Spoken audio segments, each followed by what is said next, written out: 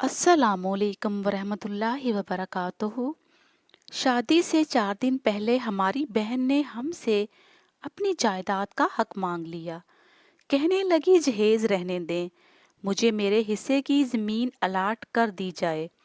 हमारे यहाँ इससे पहले कभी ऐसा हुआ नहीं था कि कोई औरत या लड़की अपने बाप या भाइयों से अपनी ज़ुबान से अपना हक मांगे। बड़ों ने बहन को बहुत प्यार से समझाया कि ऐसा नहीं करते, हम गांव में बेइज्जत हो जाएंगे कि उनकी बेटी अपना हिस्सा मांग रही है। लेकिन बहन थी कि प्यार की जुबान समझने के बजाय उल्टा घर वालों से झगड़ा करने पर उतर आई और मामला अदालत में ले जाने की धमकी देने लगी।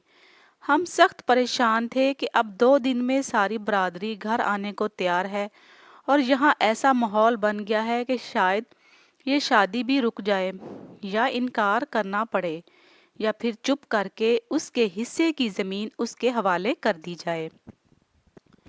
जब मुझे मुल्क से बाहर ये खबर पहुंची तो ये सब सुनकर मेरे पाँव काम करने से इनकार कर गए। भूख मिट गई। कफील मेरे काम ना करने की वजह से मुझसे नाराज और मैं खुशी को गम में तब्दील होता देखकर नढाल हो गया, क्योंकि मैं 9 साल से पाकिस्तान से बाहर था और अपनी बहनों के घर बसाने के लिए मेहनत कर रहा था। अकेला बैठकर सोचूं तो लगता था कि बहन अपनी जगह ठीक है।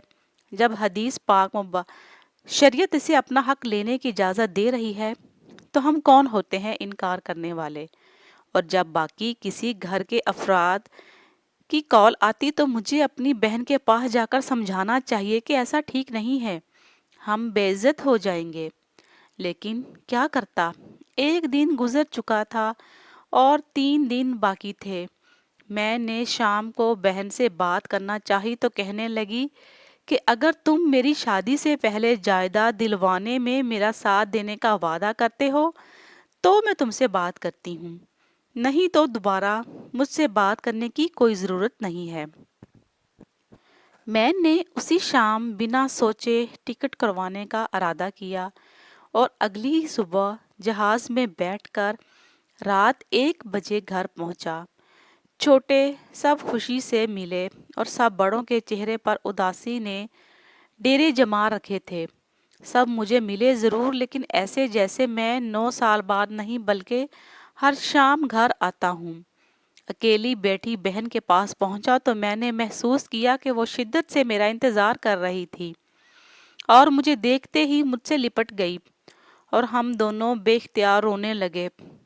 मैं हैरान था कि फ़ोन पर बात करने से इनकार करने वाली बहन मुझे इतनी शिद्दत, प्यार और खलूस और चाहत से कैसे मिल सकती है।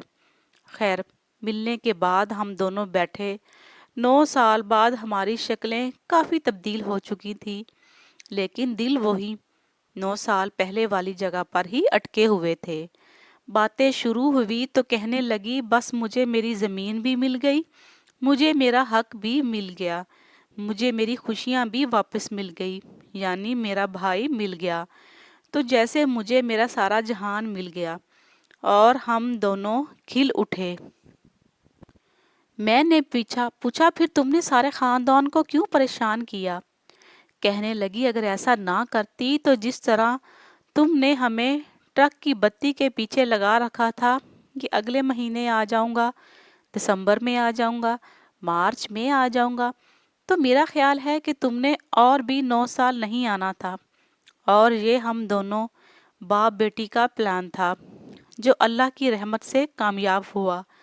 और फिर थोड़ी देर में सारे ख़ानदान की गई हुई खुशियाँ वापस आ गई और मिठाई के डब्बे खुल गए। मैंने अल्लाह का शुक्र अदा किया जिसने मुझे अपनी बहन से मिलवाया। और बाहर निकलते हुए मैंने बहन से कहा कि शादी के बाद मैं तेरे समेत बाकी बहनों को भी जायदाद में उसका हिस्सा दूंगा और अपना फ़र्ज़ अदा करूंगा, तेरे प्लान को मज़ीद कामयाब बनाऊंगा। ये सुनते ही कमरे में मौजूद तमाम लोगों के चेहरे पर मुस्कुराहट फैल गई। मज़ीद अच्छी वीडियोस के लिए हमारे चैनल को ज़रूर सब्सक्राइब करें, लाइक और शेयर लाजमी करिएगा। शुक्रिया।